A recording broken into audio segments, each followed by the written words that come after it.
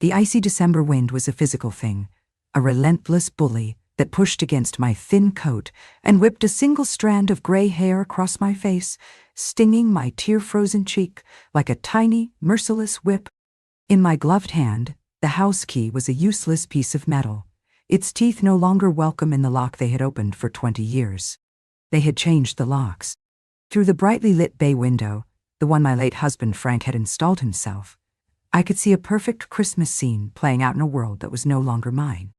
My son, Michael, was lifting my 7-year-old granddaughter, Lily, up to place the angel on top of the magnificent Fraser fir that I had bought just last week. My daughter-in-law Sarah was laughing, her head thrown back, a mug of what was probably my expensive hot cocoa cupped in her hands. My own grandson, 9-year-old Thomas, was untangling a string of lights at their feet. They were laughing. All of them. In my house, which I had paid for. In front of my fireplace, where my wood was burning. And I was locked out, shivering in the freshly fallen snow that was beginning to soak through my sensible shoes. Because an hour ago, for the first time in 10 years, I had dared to say the word no. Hi everyone, I'm Grandma Beatrice. I'm 75 years old, and as I stand here in the frozen remains of my own rose garden, being treated like a vagrant peeping through a window, I am finally understanding a lesson that has been a long, long time in coming. The lesson is this: when you give someone your kindness, you must be careful they don't mistake it for a spying.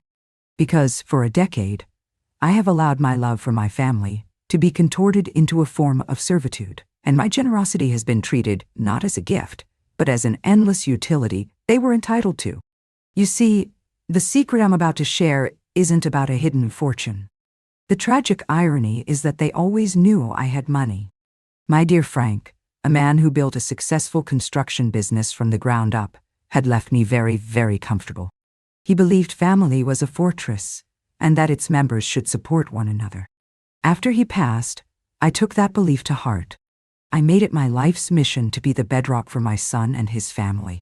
The secret is the story of that support, a hidden ledger of generosity that I never kept, but one that they meticulously and transactionally recorded in their expectations. It started with their first car, a modest loan they tearfully promised to repay.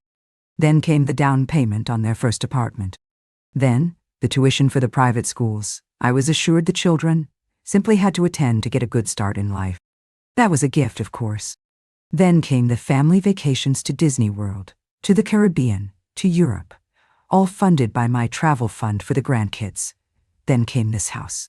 This beautiful 5-bedroom house in the best school district, a house far too grand for their salaries as a high school history teacher and a part-time yoga instructor. I paid the down payment, a sum that made me dizzy, because Sarah had cried, actual tears, telling me the children's future depended on it. Over the past decade, I have quietly funneled a fortune into their lives, asking for nothing in return but their love and respect. I thought I had it. I see now that what I had was a finely crafted illusion of a family, one that shattered at the first sign of a closed wallet. Tonight, they didn't just lock me out of my house. They locked me out of the fantasy I had paid so dearly to maintain. So please, find a warm spot and get comfortable.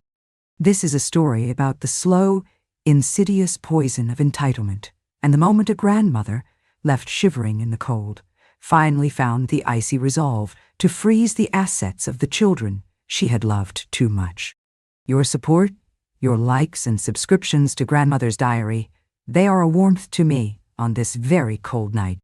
To understand how a 75-year-old woman ends up, locked out of her own home by her own child, on a snowy December night, you have to understand the decade of warmth that came before it. You have to understand the world I so lovingly, and so foolishly, built for them. It all started with the best of intentions, rooted in the memory of my husband, Frank Adal. Frank was a man carved from oak. He was strong, reliable, and deeply rooted in the simple values of hard work and loyalty. He spent 40 years building his construction company, not with slick deals, but with calloused hands, honest quotes, and a reputation for quality that was unshakable. When he sold the company and retired, He left us with more money than I had ever dreamed of. Not a king's ransom, but a deep, comfortable well that would ensure I would never have to worry, and that our family would have a safety net for generations. His philosophy was simple. Bea, he'd say to me over coffee in the mornings, money is just a tool. It's like a hammer. You can use it to build something beautiful, or you can smash your thumb with it. Its only purpose is to build and protect the family. His love was my fortress, and after he was gone, I thought his money should be the fortress for our son. When Frank passed, the grief was an ocean, and I was drowning in it. Michael, my son, was my lifeboat. He was a good man, or so I believed. He had his father's kind eyes, but not his iron will. He was softer, more easily swayed, a man who desperately wanted a life of comfort and prestige, but lacked his father's relentless work ethic to achieve it on his own. He became a history teacher, a noble profession, but not a lucrative one. He married Sarah, a woman who was bright, beautiful, and possessed an appetite for a lifestyle that teaching could never afford. The help started small, as it always does. It was about a year after Frank's death. Their old car had broken down, and they were in a panic. Michael called me, his voice full of shame. "Mom, I hate to ask, but we're in a real bind." I didn't hesitate. I wrote them a check for $15,000. The gratitude was overwhelming. Sarah wrote me a 3-page thank you letter filled with declarations of how I was their savior. Michael brought me flowers every week for a month.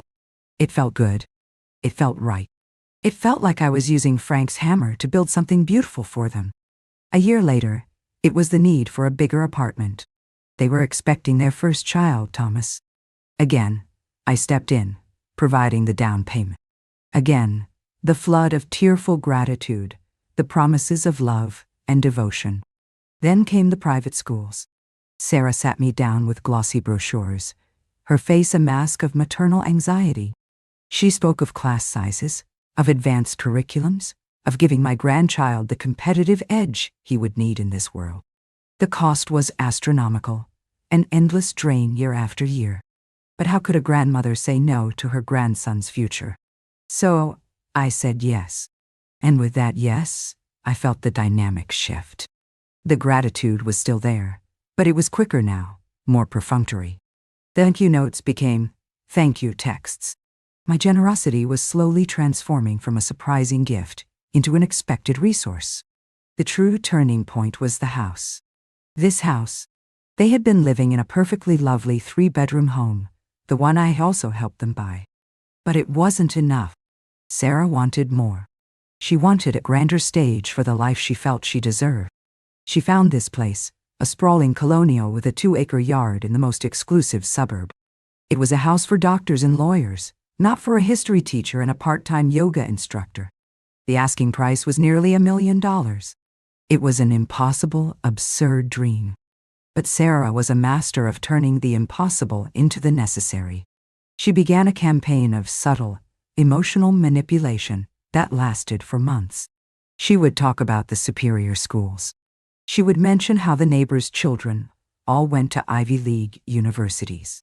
She would bring Thomas and a newborn Lily over and sigh about how they didn't have enough room to play. The final act was a masterpiece of emotional theater. She sat in my kitchen and cried. She spoke of her fears for her children's future, her feelings of inadequacy, her desperate dream to give them a life of safety and opportunity. And she made it clear that I, and only I, held the key to that dream. I wrestled with it for weeks. It was an enormous sum of money. I could hear a faint echo of Frank's cautious voice in my head, a whisper of warning. But then I would look at Michael's tired face, at Sarah's pleading eyes, at my beautiful grandchildren, and I would feel a wave of guilt. What was the money for if not for them? Wasn't this what Frank would have wanted? Me, using his hammer to build them a beautiful life? So I did it. I wrote a check for the $200,000 down payment. The moment I handed it to them, I felt another shift, a profound one. Sarah's tears of sorrow miraculously transformed into tears of joy. But this time, there was no long, heartfelt letter.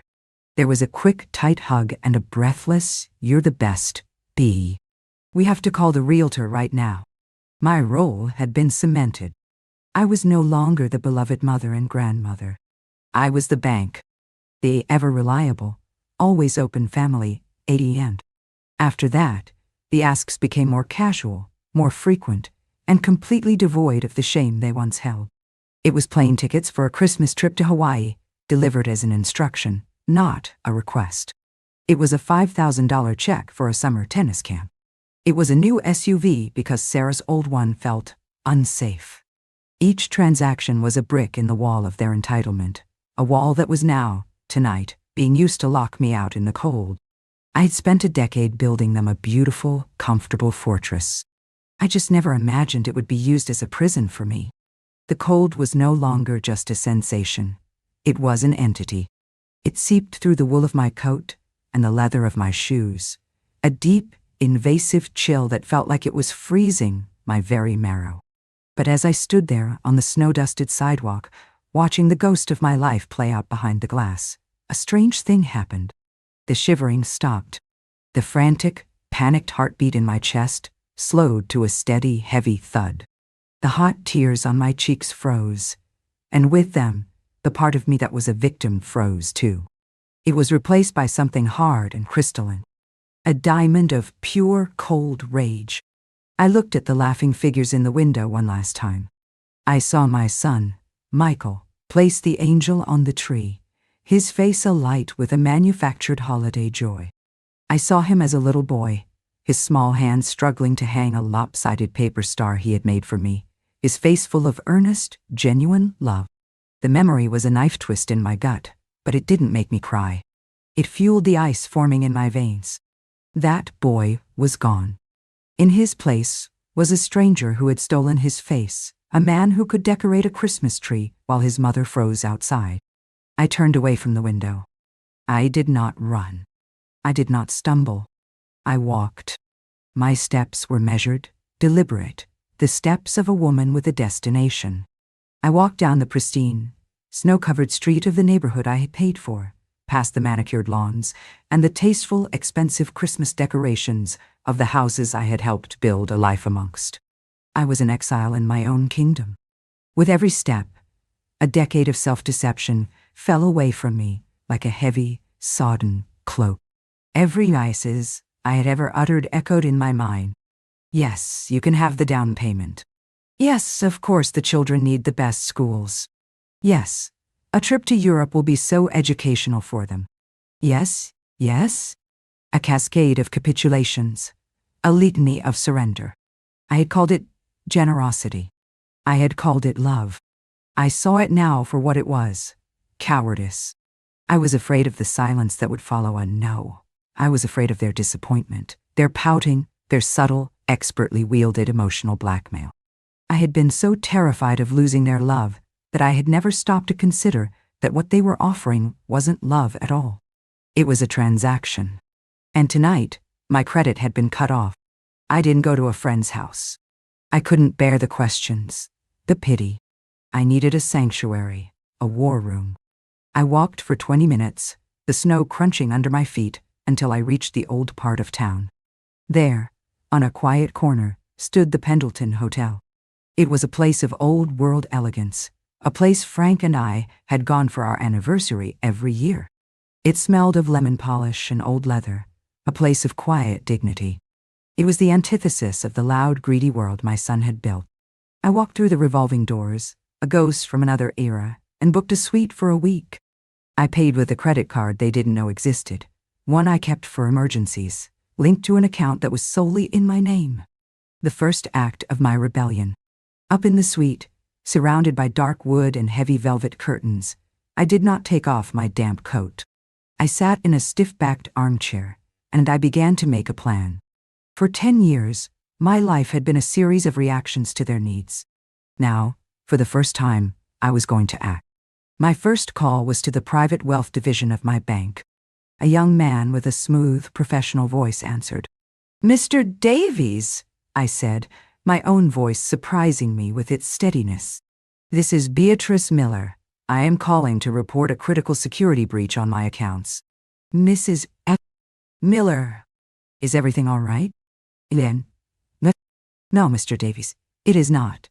As of this moment, I want an immediate freeze placed on every single account associated with my name.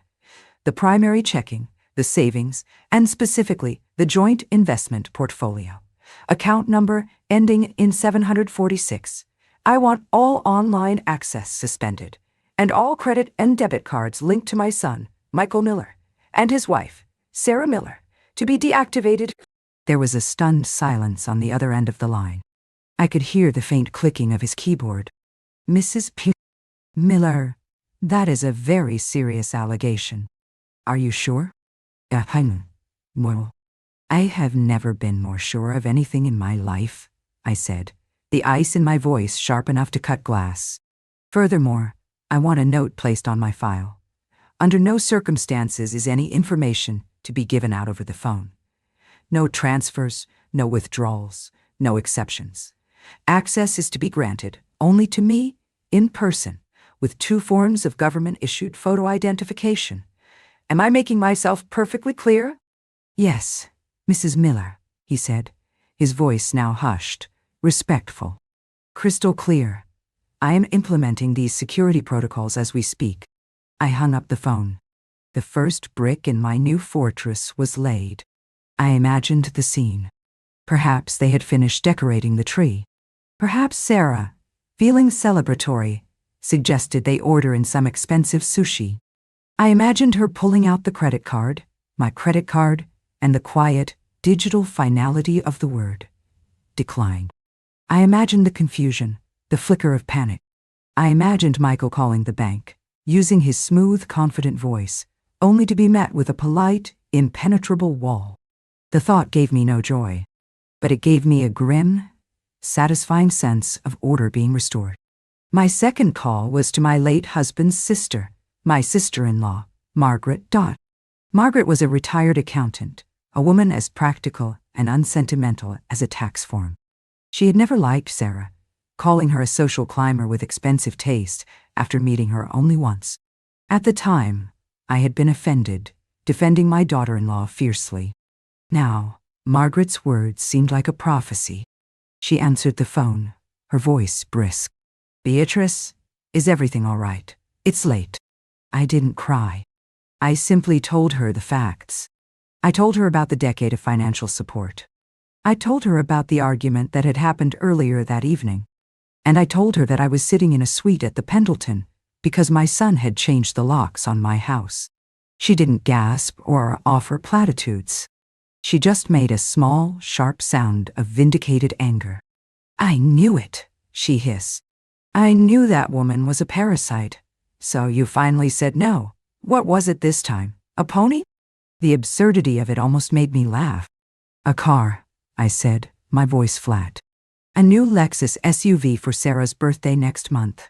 The one she has is 3 years old, and she says it's unreliable. Unreliable, Margaret scoffed. The only thing unreliable is your son's spine. Good for you, Bea. It's about time. So you froze the accounts. Smart. What's your next move? I don't know, I admitted. I feel like I'm in shock. You're not in shock, you're at war, she corrected me. And the first thing you do in a war is get a better general. You need a lawyer. Not just any lawyer. You need a shark. I know a man. He's a bulldog. He eats people like your daughter-in-law for breakfast. I'll call him first thing in the morning. In the meantime, you stay put. And you don't answer your phone. Let them panic. Panic makes people stupid. After I hung up, I finally took off my coat. I walked over to the window and looked out at the city lights twinkling in the falling snow. My phone began to ring. It was Michael. I watched his name flash on the screen. I did not answer. It rang again. And again. Then a text message appeared. Mom, where are you? The card isn't working. Call me. Another one. Mom, this isn't funny. Sarah is worried sick. Worried sick. The lie was so automatic, so reflexive. She wasn't worried. She was furious. Her supply line had been cut. I turned the phone off and placed it face down on the table. The conflict wasn't just about a car, I realized. It was about the word no. That single word was a declaration of independence they could not tolerate.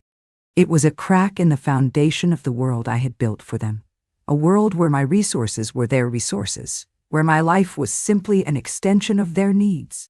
For 10 years, I had been the warm, comforting sun in their solar system. Tonight, I had become a black hole, and I was about to find out just how much of their universe was built on my light. I thought back to the argument just a few hours earlier. It had started so innocently. I was in the kitchen, humming and baking Christmas cookies. They had come over to put up the tree. Sarah had drifted in, holding her iPad, a look of casual concentration on her face. "Bea, honey," she'd said, "can I show you something for a sec?" She showed me the screen. A gleaming, silver Lexus SUV. "Isn't she a beauty? My lease is up, and I saw this one. It has the highest safety rating in its class. It would be so much better for driving the kids around in the snow." I had smiled non-committally. "It's a lovely car, dear." "I was thinking," she continued, her voice light and airy, "since you've been so generous with the kids' travel fund, maybe you could help me with the down payment as an early birthday gift. It would make me feel so much safer this winter." None. And for the first time the word formed in my mind and traveled to my lips without being strangled by guilt. "No," I said. It was a quiet word, but it landed in the room with the force of a thunderclap. Sarah's smile froze. "I'm sorry?" I said, "No, Sarah," I repeated, my voice still gentle. "I think it's a wonderful car, but that's an expense you and Michael will have to manage on your own." Her face crumpled. The tears came instantly, a practiced, perfect performance. I just want to be safe," she sobbed. "For the children." Michael had rushed in then, drawn by the sound of his wife's distress. "Mom, what's going on? Why is Sarah crying?" "I told her I couldn't help with a new car," I explained calmly. Michael looked from his weeping wife to me, his face a mask of pained confusion. "Mom, it's just a down payment, for her safety." "Michael," I said, looking my son in the eye, "your family has 2 perfectly good, safe cars. This is not about safety. It's about wanting a new luxury vehicle, and the answer is no." The finality in my voice shocked him. He had never heard it before, and he didn't know how to handle it. He just stood there, helpless, as Sarah's sobs escalated into a full-blown tantrum. "She doesn't care about us," she shrieked through her tears. "She doesn't care about her own grandchildren's safety, after everything we do for her. Everything they do for me." The words were so absurd, so completely detached from reality, that they broke something in me. I had simply turned around and walked out of the room. I went for a walk to clear my head. And when I came back an hour later, the locks were changed. It was that fast, that brutal, that final. Now, sitting in the silence of my hotel room, I understood. They hadn't just locked me out. They had declared their terms. The price of admission to my own family was my total, unconditional, financial surrender. And I, Beatrice Miller, a 75-year-old widow who had forgotten her own strength, was finally saying, "No deal." The first 24 hours in my hotel suite were a strange purgatory. I existed in a state of suspended animation. The world outside my window, a distant, muffled dream. The city lights blurred into abstract patterns, the sounds of traffic a meaningless hum. My entire universe had shrunk to the 4 walls of this opulent, impersonal room, and the war council being held in my own head. I ordered room service, a simple chicken broth and a pot of tea, but I couldn't eat. The betrayal I had witnessed had stolen my appetite, replacing it with a cold, hard knot of resolve in the pit of my stomach. My phone, which I had turned back on, was a relentless beacon of their panic, a barrage of texts and missed calls from Michael and Sarah. The tone of the messages shifted dramatically over the hours. First, there was confusion. "Mom, where are you? We're worried." Then came frustration. "Seriously, Mom, pick up. The credit card still isn't working." Then, a pivot to feigned concern. "Bea, honey, we're starting to get scared. Are you okay? Did something happen?" And finally, as the hours stretched into a full day, a new, more sinister note began to creep in, thinly veiled anger and accusation. "Mom, the bank won't tell me anything. They said there's a security freeze. Did you do this? Why are you being like this? You're acting irrational." Irrational. There it was. The word they would use. The foundation they were trying to build for their legal assault. Every unanswered call, every ignored text, was a brick they thought they were laying for their case against me. They had no idea they were actually building the walls of their own prison. The next morning, my sister-in-law Margaret called with an update. "His name is Julian Croft," she said, her voice crisp and efficient. "He's not just a bulldog. He's a piranha with a law degree. He's cleared his schedule. His office will call you to arrange a meeting this afternoon. Be prepared, Bea. He doesn't waste time." Julian Croft's office was on the 50th floor of a steel and glass skyscraper downtown. The view was breathtaking, but the office itself was designed to intimidate. It was stark, minimalist, with sharp lines and an unnerving lack of personal effects. It was the office of a man who dealt not in sentiment, but in victory. Julian Croft himself was exactly as Margaret had described. He was a man in his late 60s, impeccably dressed, with a hawk-like face and eyes so piercing, they seemed to be conducting a full forensic audit of your soul. He didn't offer me tea or sympathy. He gestured to a leather chair, sat opposite me, and said, "Margaret Vance gave me the broad strokes. Now I want to hear it from you. Every detail. From the first car to the last locked door. Do not edit. Do not soften. I want the unvarnished truth." So I told him. For over an hour, I recounted the decade of escalating entitlement. I spoke of the loans that were never repaid, the gifts that became expectations, the emotional blackmail, the house, the constant, draining pressure. I told him about the final argument over the Lexus, and the chilling finality of finding the locks changed. I laid the entire ugly story at his feet. He listened without a single interruption, his face an unreadable, stony mask. When I finished, he was silent for a long moment, his fingers steepled under his chin. "So," he finally said, his voice a low, dangerous rumble. "For 10 years, you have been the primary financial support for your son's family. You have funded their home, their vacations, their children's education, and their lifestyle. In return for this extraordinary generosity, upon your first refusal to purchase a luxury vehicle, they rendered you homeless in a snowstorm. Is that an accurate summary?" "Yes," I whispered, the single word a heavy weight. "And now," he continued, "they are attempting to build a narrative that you are mentally incompetent, so they can gain legal control over the very assets they have come to view as their own." "Yes," he nodded slowly. A flicker of something that looked like professional satisfaction crossed his face. "Good," he said. "This is not a case of family squabbling. This is a case of elder financial abuse, with a clear and demonstrable pattern. It's clean. I like clean. Nizenias at home." He leaned forward, and for the first time, I saw the piranha. "Mrs. Miller, we have 2 paths forward. The first is the sledgehammer. We file a lawsuit immediately. We get a restraining order. We sue for damages. It will be loud, bloody, and public. We will win, but your relationship with your son, whatever is left of it, will be incinerated.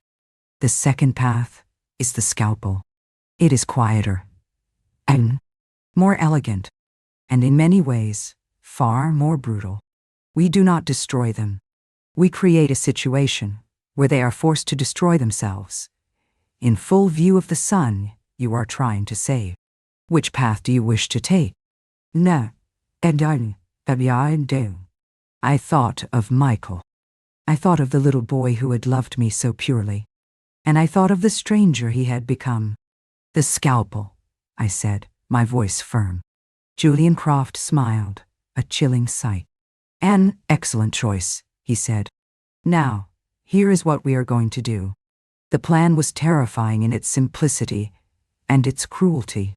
It required me to become the actress of a lifetime, to lean into the very role they had tried to cast me in. The first step was to re-establish contact. That evening, I turned my phone back on and called Michael.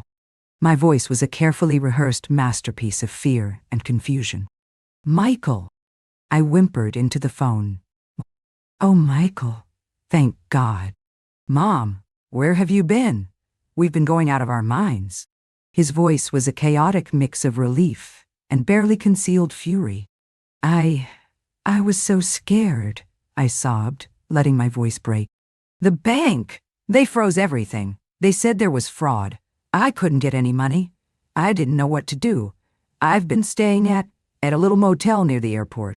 The lie felt slick and ugly in my mouth. "The bank froze your accounts?" he repeated, and I could hear the sharp intake of breath from Sarah in the background. I heard the cogs turning in their heads. This wasn't just a declined credit card anymore. This was a catastrophic failure of their entire financial infrastructure. "Yes," I cried. "And Michael, I'm so sorry about the other night. I was wrong. I was so upset and confused. Margaret called and yelled at me. She said I was being selfish. You were right. I need help. I can't manage things on my own anymore. Please, can you help me sort this out with the bank? I don't understand what's happening." "No." I had handed them the bait, wrapped in a bow of maternal incompetence. I was not just a source of funds anymore. I was a damsel in distress, and the treasure was locked in a dragon's vault that only they, my brave knights, could open. The silence on the line was thick with their unspoken calculations. Then, Michael's voice returned, now dripping with a thick false honey of concern. "Oh, Mom, of course we'll help you. Don't you worry about a thing. It's all just a big misunderstanding. We'll get it all sorted out. We'll hire a lawyer to represent all of us, to protect the family's interests. You just rest. We'll handle everything." The trap was sprung. The next week was a surreal, nightmarish performance. I allowed them to rescue me from my fictional motel. They brought me back to the house, my house, where the locks had been magically restored to their original state.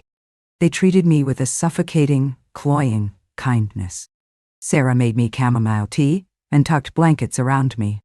Michael spoke to me in a slow, gentle voice, the kind one uses for a frightened animal or a person with a head injury.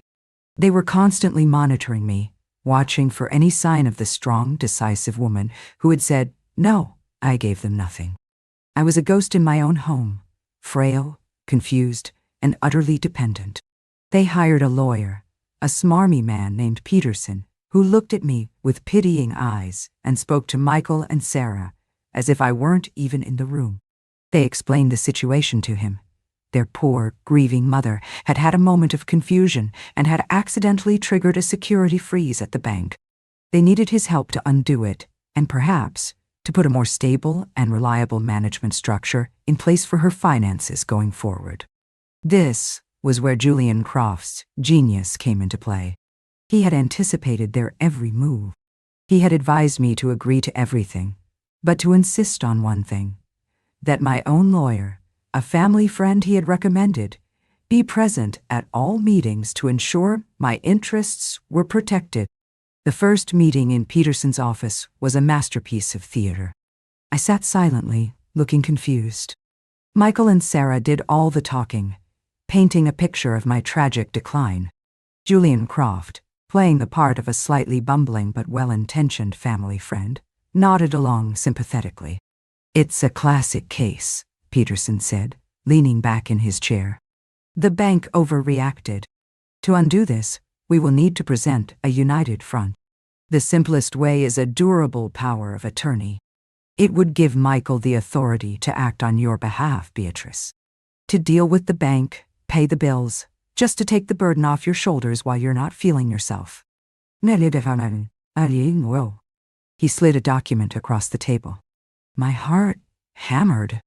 This was it. But then Julian cleared his throat. "That's a fine idea, Mr. Peterson," he said mildly. "But given the bank's notation of suspected financial abuse, I think they might see that as a conflict of interest. They might fight it. It could take months, even years, to resolve in court. He let that sink in. I saw the flash of panic in Sarah's eyes. Months? Years? Their creditors wouldn't wait that long. What I would suggest, Julian continued smoothly, is something a bit more robust, something the bank cannot argue with. A voluntary conservatorship. He said the words so calmly, so reasonably.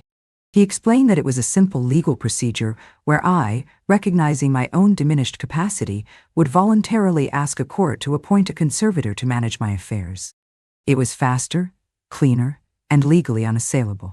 He presented it as the quickest way for them to get what they wanted. Peterson, their own lawyer, nodded in agreement, completely outmaneuvered. Mr. Croft is right. It's a much more definitive solution. I watched my son and his wife. I watched them look at each other, a silent, greedy communication passing between them. They were being handed the keys to the kingdom, not by force, but with my apparent, legally sanctioned blessing. They believed they were on the verge of total victory. They had no idea they were about to voluntarily sign their own confessions. I think that's a good idea, I whispered, looking at Michael with tear-filled, trusting eyes. If you think it's for the best, honey, I trust you. We'll take care of you, Mom, he said, his voice thick with emotion. The emotion of a man who had just won the lottery. I promise. Then it's settled, Julian Croft said, a faint, predatory smile touching his lips. My office will draw up the petition. We will need you all to sign it before we file with the court. Shall we say next Tuesday, in my conference room? They eagerly agreed. They walked out of that office feeling like conquerors. They thought they had just won the war. They had no idea they had just walked into the executioner's chamber. The day of the signing felt like my own funeral. I dressed in a simple, dark gray wool dress, the kind of somber, respectable attire one wears to say a final goodbye. And in a way, I was. I was saying goodbye to the mother I had been for 40 years, the endlessly accommodating, self-sacrificing woman who had measured her worth by the happiness of her child. That woman was being laid to rest today. In her place stood a stranger I was only just beginning to know, a woman of ice and strategy. Julian Croft's conference room was a stage set for an execution. It was on the highest floor, a glass-walled cage suspended over the city. The table was a vast, polished slab of black marble that reflected our faces like a dark, still lake. The chairs were heavy, unforgiving leather. It was a room with no warmth, no comfort, only power. I sat with Julian on one side of the table, my sister-in-law Margaret on the other. Margaret, my fierce, loyal rock, had flown in that morning. She didn't say a word, but her presence was a fortress at my back. We were a silent, waiting tribunal. Michael and Sarah arrived 5 minutes early, flushed with victory. They were dressed for a celebration. Michael wore a new suit, a shade too slick, a shade too confident. Sarah was in a bright red dress, a slash of triumphant color in the monochrome room. She was practically vibrating with a greedy, triumphant energy. They saw us, the 3 grim-faced figures at the end of the table, and mistook our solemnity for sadness, our silence for defeat. Mom, Michael said, striding over to kiss my cheek. His lips were cold. You look tired.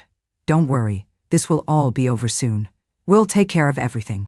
He looked at me with such profound, pitying condescension that it took all my willpower not to flinch. Sarah smiled at me, a wide, brilliant, predatory smile. Bea, we are so grateful you're being so sensible about this. It's for the best.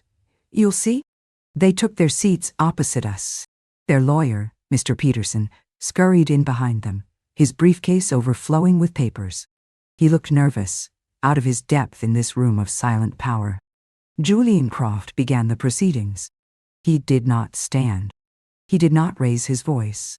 He commanded the room from a position of absolute stillness. We are here today, he said, his voice a low, resonant hum, to execute the petition for a voluntary conservatorship over the person and estate of Mrs. Beatrice Miller. He gestured to a thick stack of documents in the center of the table. Mr. Peterson, I trust you have reviewed the petition my office prepared? Yes, of course, Peterson stammered, shuffling his own papers. It's all standard, very thorough. Excellent, Julian said. He slid the top copy across the marble table towards me. Beatrice, as the petitioner, you will sign first. My hand, I was proud to note, was perfectly steady as I picked up the heavy, expensive pen. I signed my name on the line, my signature the same clear, strong script it had always been. The signature of a woman of sound mind. I pushed the document back to the center of the table. Now, Julian said, his gaze shifting to Michael and Sarah. As the proposed co-conservators, you will both sign here and here. They couldn't sign fast enough. Michael practically lunged for the document, his signature a bold, arrogant scrawl. Sarah signed with a flourish, a victor planting her flag on conquered territory. They pushed the paper back, their faces beaming, their victory complete. They believed they had just been handed the keys to my kingdom. Julian Croft let them enjoy their triumph for a full 10 seconds. He let the silence in the room swell with their arrogance. Then he leaned forward, a predator moving in for the kill. Congratulations, he said, the word dripping with an irony so cold it burned. You have both just signed a legally binding, sworn declaration, under penalty of perjury, that you believe your mother, Beatrice Miller, to be mentally incompetent and incapable of managing her own affairs. The smiles on their faces froze, then began to curdle. Well, yes, Michael said, a note of confusion in his voice. That's the point. To help her. Indeed, Julian said, his voice dangerously soft. You have, in your own words, under your own signatures, provided the court with a motive for your actions over the past decade. You have declared that your mother is prone to confusion, easily overwhelmed, and incapable of complex financial decision-making. You have essentially confessed that you believe she has been incompetent for some time, which is fascinating. Let me see. He paused, and from a folder beside him, he produced a second document. Because this, he said, sliding it across the table, is a full accounting prepared by a forensic accountant of the approximately $1.7 million that has flowed from Mrs. Miller's incompetent accounts into your own over the past 10 years. It details the funds for your cars, your homes, your vacations, your children's private school tuitions, and hundreds of thousands of dollars in miscellaneous credit card charges and cash transfers. No. Sarah's face went the color of ash. Michael stared at the document as if it were a venomous snake. And this, Julian continued, producing a third document, is a sworn affidavit from Mrs. Miller's bank detailing the security freeze placed on her accounts due to suspected elder financial abuse, an action triggered by your recent attempt to secure funds for a $60,000 luxury vehicle. He wasn't finished. He produced another paper. And this is a preliminary psychological evaluation of Mrs. Miller, which I commissioned last week from one of the top geriatric psychiatrists in the state. It finds her to be, and I quote, exceptionally sharp, lucid, and possessing a cognitive acuity well above average for her age cohort. In short, it finds her to be the legal opposite of incompetent. He let the documents lie there, a damning constellation of their greed. So, here is the situation, Julian said, his voice dropping to a calm, lethal whisper. We will be filing your signed petition for conservatorship with the court this afternoon. However, we will be filing it alongside these other documents. We will be arguing that you, her son and daughter-in-law, have systematically exploited a woman you yourselves have now declared to be vulnerable. We will be petitioning the court to not only deny your request, but to launch a full investigation into a decade of potential fraud and financial abuse. We will be asking the court to appoint a neutral third-party professional conservator to manage your mother's estate and to claw back any and all funds that were transferred under what we can now argue was undue influence on a person you yourselves have declared to be incompetent. Niwan. He leaned back in his chair. The trap wasn't just sprung, It had vaporized the ground beneath their feet. They hadn't won a kingdom. They had signed a confession and handed it to the prosecutor. Sarah was the first to break. A strangled, guttural sound of pure rage escaped her lips. "You bitch," she hissed at me, her face a twisted mask of hate. "You set us up. This was all a trick." But I wasn't looking at her. I was looking at my son. I watched as a decade of lies and self-deception collapsed in on him. I watched as he finally understood the true nature of the woman he had married and the true nature of the man he had become. He looked at the pile of documents. He looked at his wife's contorted face. And then he looked at me, his mother, the woman he had locked out in the cold. And his face, his beautiful familiar face, crumpled like a piece of paper.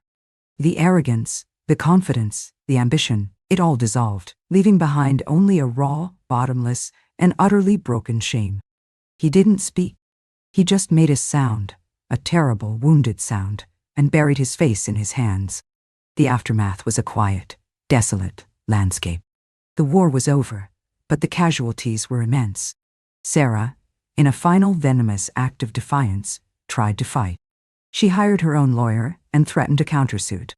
But when Julian Croft made it clear that he would happily depose her, under oath, about every vacation, every shopping spree, every single dollar she had taken from me over the past 10 years, she vanished. The divorce was swift and brutal. She took what she could and disappeared from our lives, a ghost of greed. Michael was a different kind of casualty. He was a man hollowed out by his own reflection. He moved out of the house into a small, bleak apartment across town. He lost his teaching job in the fallout. He was adrift. He didn't call me. For 6 months, there was only silence. It was a necessary silence, a period of penance. I knew he had to navigate the ruins of his own character alone. It was the hardest 6 months of my life. The victory felt like ashes in my mouth. I had won back my house, my money, my independence. But I had lost my son. Or at least the son I thought I had. I would sit in my quiet, empty house, and the silence was a physical pain. I had my fortress, but I was utterly alone inside it. Then one Saturday morning in June, my doorbell rang. It was Michael. He looked 10 years older. He was thin. His eyes were haunted, but they were clear. He didn't hold apologies. He held a toolbox. His father's old toolbox. "The back gate is loose," he said, his voice quiet, raspy. "The hinge is rusted. I came to fix it." He didn't ask for forgiveness. He didn't offer excuses. He just showed up and started to repair what was broken. He spent the entire day in my garden, under the hot sun. He fixed the gate. He weeded the flower beds. He re-stained a deck. He worked with a quiet, focused humility that reminded me so much of his father, it made my heart ache. When he was done, he came to the back door, his hands covered in dirt. "I'll come back next week," he said. "The fence needs painting." And that's how it began. Week after week, he would show up and fix things. We didn't talk about what had happened. We didn't need to. His actions were his apology. He was rebuilding my house, and in doing so, he was slowly, painfully, rebuilding my trust. He was rebuilding himself. One day, months later, as we were planting new rose bushes, he finally spoke. "I look at my hands," he said, staring at his own dirt-caked fingers. "And I wonder when I forgot how to use them for anything other than taking. Dad taught me how to build things, Mom, and I forgot. I am so sorry that I forgot." That was the moment I knew. The son I had lost was starting to find his way home. So what is the final lesson in all this pain? It is that generosity, without boundaries, is not a virtue. It is a form of self-harm. My love for my son was pure, but I allowed that love to become a blank check that he and his wife cashed until the account was empty, not just of money, but of respect. I taught them that my resources were limitless, and in doing so, I taught them that I, myself, had no value beyond what I could provide. I also learned that sometimes the most loving thing a parent can do for a child is to let them fail, to let them fall and scrape their knees on the hard pavement of reality. I spent a decade protecting Michael from the consequences of his own choices, and in doing so, I nearly destroyed him. The moment I stopped protecting him and started protecting myself was the moment he was finally forced to grow up. My advice to you, my dear friends, is this: build your fences. Not walls to keep love out, but good, strong fences to keep respect in. Teach the people in your life, especially your children, that your love is a gift, not a utility. And teach them that the word no is not a rejection. It is a vital act of self-respect. It is the hinge on the gate that protects the sacred garden of your own soul. Do not be afraid to use it. Your peace, your dignity, your very self. It is the most beautiful and precious thing you will ever build. Thank you for being here with me, for listening to this difficult chapter of my life. Your presence here, your quiet support, makes the telling of it easier. If my story has touched you, I would be so grateful if you would give it a like, subscribe to Grandmother's Diary, and share it with anyone who needs to be reminded that it is never, ever too late to change the locks. Remember to tend to your own gardens first. Only then will you have the strength and the wisdom to help others plant theirs. I'll see you in the next story. Love, Grandma Beatrice.